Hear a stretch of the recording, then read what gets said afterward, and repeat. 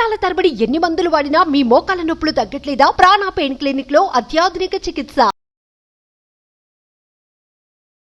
Welcome to Suman TV. నేను మీ Suman TV Nag. Kolkata ఇన్సిడెంట్కి సంబంధించినటువంటి వాటిల్లో సిబిఐ విచారణలో కొన్ని కీలక అంశాలు బయటికి రావడం జరిగింది.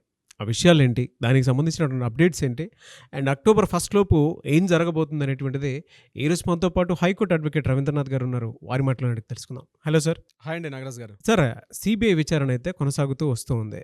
అయితే షీల్డ్ కవర్ని మాత్రం జ్యుడిషియల్ సిస్టమే ఓపెన్ చేయలేదు. అందులో కొన్ని కీలక అంశాలకు సంబంధించిన డీటెయిల్స్ ఉన్నాయి. సో కొన్ని రివీల్ చేయలేము, టైంని బట్టి తీసుకుని రివీల్ చేస్తాం అనేటువంటి విషయాన్ని చెప్పారు. అపార్ట్ ఫ్రమ్ దాట్, ఇప్పుడు వరకు ఉన్నటువంటి అప్డేట్స్ ప్రకారం, ఈ విచారణ ప్రకారం మీకు తెలిసినటువంటి విషయాలు ఏంటి సార్, కీలక అంశాలు? సుప్రీంకోర్టు ధర్మాసనం అక్టోబర్ 1న మరలా ఒక భేటీ కానుంది.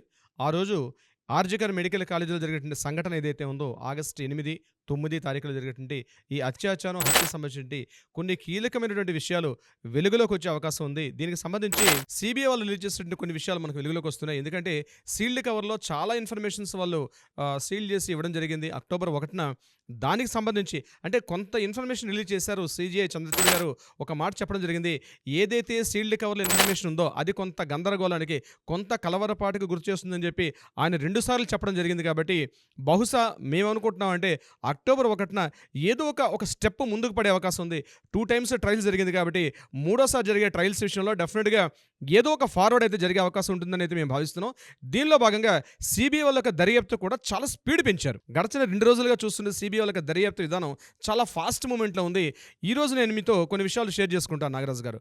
ముఖ్యంగా పోస్ట్ మార్టం ఎప్పుడు జరిగింది, ఆ పోస్ట్ మార్టం చేసినటువంటి వ్యక్తి ఎవరంటే అపూర్వ బిశ్వాస్ అని ఆర్జికర్ మెడికల్ కాలేజీలో కీలకమైనటువంటి ఒక డాక్టర్ గారు. ఆయన అపూర్వ బిశ్వాస్ని ఈరోజు ఏం చేశారంటే, ఈరోజు మధ్యాహ్నం 2 గంటలకి ఆయన్ని తీసుకొని 2 గంటల పాటు విచారించడం జరిగింది. మధ్యాహ్నం 2 నుంచి ఆల్మోస్ట్ 4-5 వరకు ఆయన విచారించడం జరిగింది. ఎందుకంటే పోస్ట్ మార్టం రూల్ ప్రకారం ఎలా ఉంటుందంటే, సన్సెట్ తర్వాత పోస్ట్ మార్టం చేసే అవకాశం చాలా తక్కువ. కొన్ని క్రైటీరియాస్ తప్పించి మ్యాక్సిమం సన్సెట్ తర్వాత పోస్ట్ మార్టం చేసే అవకాశం చాలా తక్కువ. అంటే సిఆర్పిసి సెక్షన్ 174 ప్రకారం పోస్ట్ మార్టం యొక్క చేసే విధి విధానాలన్నీ కూడా చెప్తా ఉంటారు. అందులో ఈ విషయం ఏంటంటే, సన్సెట్ తర్వాత ముఖ్యంగా ఏంటంటే చనిపోయిన డెడ్ బాడీని విచారణ చేయడం. ఎగ్జాక్ట్లీ మనకి లీగల్ వర్డ్ ఏం చెప్తుందంటే, డెడ్ బాడీని విచారణ చేయడాన్ని పోస్ట్ మార్టం అంటారు.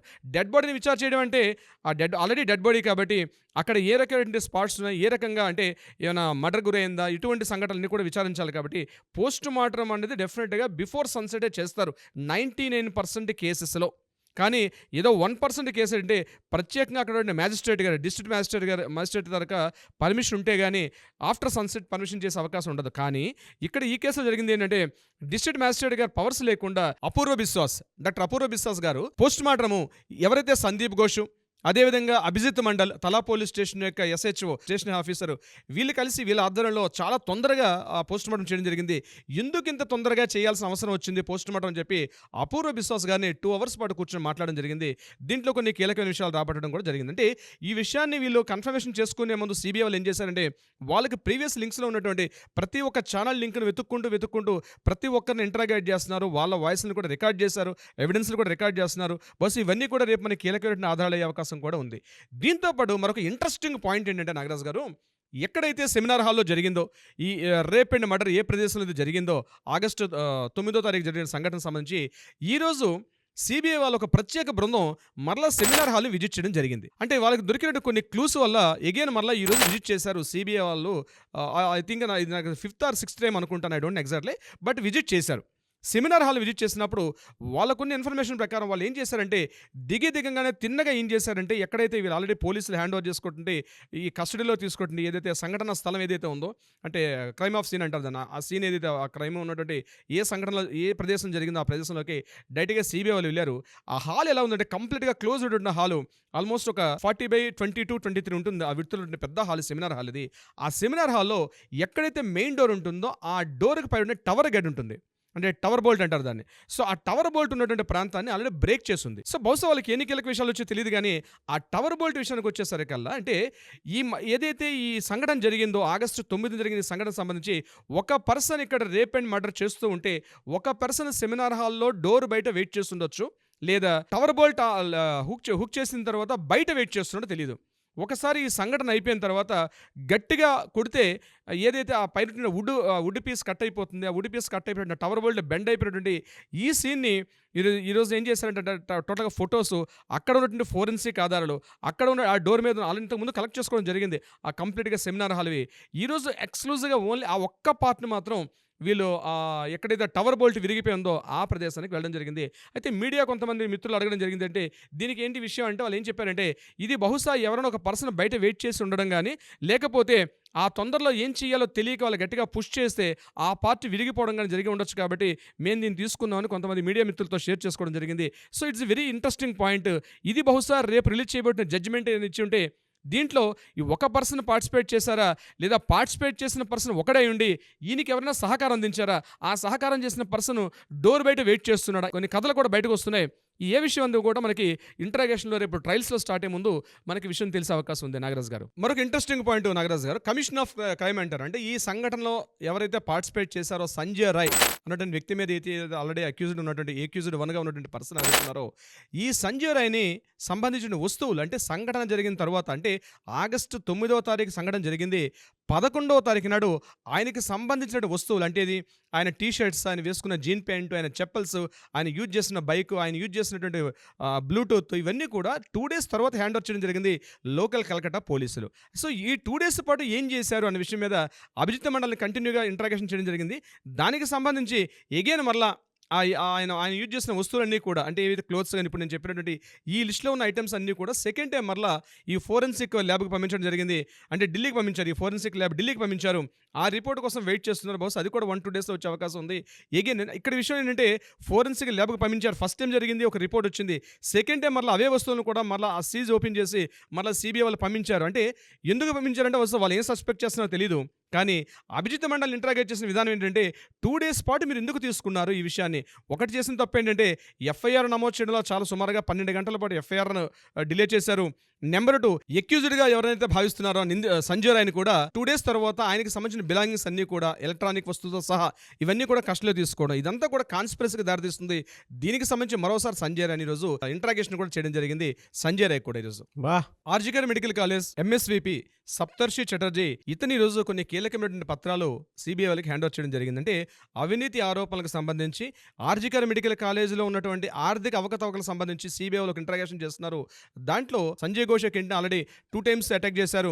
అతనిలో కొన్ని కీలక పత్రాలు దొరికాయి. అట్ ద సేమ్ టైం కాలేజీలో కూడా సిబిఐ వాళ్ళు కొన్ని పత్రాలు తీసుకున్నారు. అది కాకుండా ఈరోజు కొత్తగా అపాయింట్ అయినటువంటి ఎంఎస్విపి అంటే మెడికల్ సూపరింటెండెంట్, ఇతను యాక్చువల్గా మెడికల్ సూపరింటెండెంట్ వైస్ ప్రిన్సిపాల్, ఇతన్ని కూడా సప్తర్షి చటర్జీ ఇతని ఈరోజు కొన్ని కీలకమైన పత్రాలు తీసుకొని ఈరోజు సిబిఐ ఆఫీస్కి వెళ్ళి హ్యాండ్ ఓవర్ చేయడం కూడా జరిగింది. అంటే తవ్వుతున్న కొద్దీ ఇంకా వస్తున్నాయి నాగరాజు గారు. అంటే ఎన్ని పత్రాలు ఏంటో లాస్ట్ టైం మనం చెప్పాం, ఒక 407 ఒక మెటాడార్ వ్యాన్ సరిపోయిన అన్ని కీలక పత్రాలు దొరికాయంటే ఏమిటో ఈ గందరగోళం అనేది. బహుశా సుప్రీంకోర్టు రేపు ట్రయల్స్ అయితే కానీ మనకి విషయాలను కూడా బయటకు వెలుగులోకి వచ్చే అవకాశం లేదు. కానీ తవ్వుతున్న కొద్దీ ఎంత తవ్వుతుంటే అన్ని రకాల గుప్తంతులు బయటపడేటట్టుగా ఈ రోజుకొక పేపర్స్ బయటకు రావడం ఉంది. కొంత విస్మయానికి, కొంత ఆశ్చర్యానికి. నిజంగా కలకటా ప్రజలైతే రోజుకి ఏ న్యూస్ వస్తుందా అని చెప్పి గంటకి ముఖ్యంగా ఎలక్షన్స్ న్యూస్లో ఎలా వస్తుందంటే time to time A news ఎలా వస్తుంది, ఎవరు గెలిచారా ఎవరు ఓడిపోయారని అయితే ఎట్లా చూస్తారు ఎలక్షన్స్ బులెటిన్స్. అదేవిధంగా ఈరోజు సిబిఐ వాళ్ళు ఒక్కొక్క న్యూస్ రిలీజ్ చేస్తుంటే టీవీలకు అతుక్కుపోయి సోషల్ మీడియా ఛానల్స్కి అతుక్కుపోయి వాళ్ళు లోకల్లో చూస్తున్నారు దీనికి సంబంధించినటువంటి రిపోర్ట్ సంబంధించి. నాగరాజ్ గారు, ఇదిలో ఉండగా ఇక రాజకీయ పరంగా చూసినట్లయితే వెస్ట్ బెంగాల్ ప్రదేశ్ కాంగ్రెస్ కమిటీ అధ్యక్షుడిగా ఇంతకుముందు అభినందన్ చౌదరి ఉండేవాడైనా ఆయన్ని తీసేసి ఆ పోస్టులోకి శుభంకర్ సర్కార్ రావడం జరిగింది.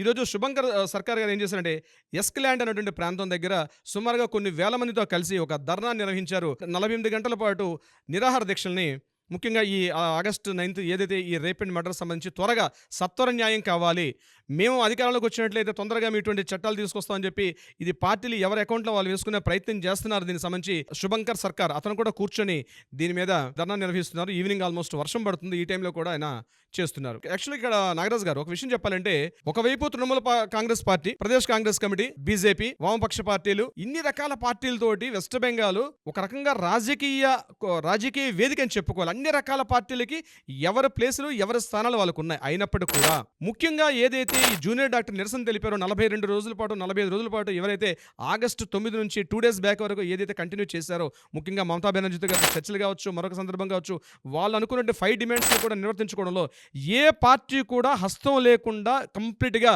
ఒక ఇండివిజువల్, ఒక యూత్ అసోసియేషన్, కేవలం ఏ రాజకీయ ప్రలోభాలకు కూడా లేనటువంటి ఒక స్వచ్ఛందమైనటువంటి ఒక ఆర్గనైజేషన్ ఆగస్టు 9 జరిగిన సంఘటన మీద 5 డిమాండ్లు నెరవేర్చుకోవడం, ముఖ్యంగా కమిషనర్ ఆఫ్ పోలీసులు కూడా తమ డిమాండ్ అతను దిగితే కానీ మేము మరలా మా డ్యూటీస్కి వెళ్ళమని చెప్పి ఎప్పుడైతే కూర్చోడం చూసారండి, ఇది నిజంగా ఒక కొత్త మార్పుకు దారితీస్తుంది. అంటే ముఖ్యంగా ప్రజాస్వామ్య ప్రభుత్వంలో రాజకీయ పార్టీలే ప్రధాన పక్షంగా ఉండేటప్పుడు ఇటువంటి ఈ దేశంలో రాజకీయ పార్టీల మద్దతు లేకుండా టీం వర్క్ని ఎక్కడ డీవియేట్ చేస్తున్న ఉద్దేశంతో ఏ పార్టీకి సంబంధం లేకుండా ఎవరికి వారు ఇండివిజువల్గా ఒక గ్రూప్ యాక్టివిటీ రావడం ఉంది డెఫినెట్గా ఒక సరికొత్త చరిత్రకి రాబోయే రోజుల్లో ఒక చదువుకోవడానికి, ముఖ్యంగా ఇలాంటి ఒక విప్లవం జరిగిందా, అతి శాంతియుత విప్లవం జరిగిందా అనడానికి కూడా పుస్తకాలు రాసుకోవడానికి ముందు తరాలకి రావాల్సిన ఒక పాఠ్యాంశం ఈ రోజు తయారైంది నాగరాజు గారు. ఏదేమైనా అంటే దీనికి సంబంధించినటువంటి వాటిల్లో we demand justice, we want justice.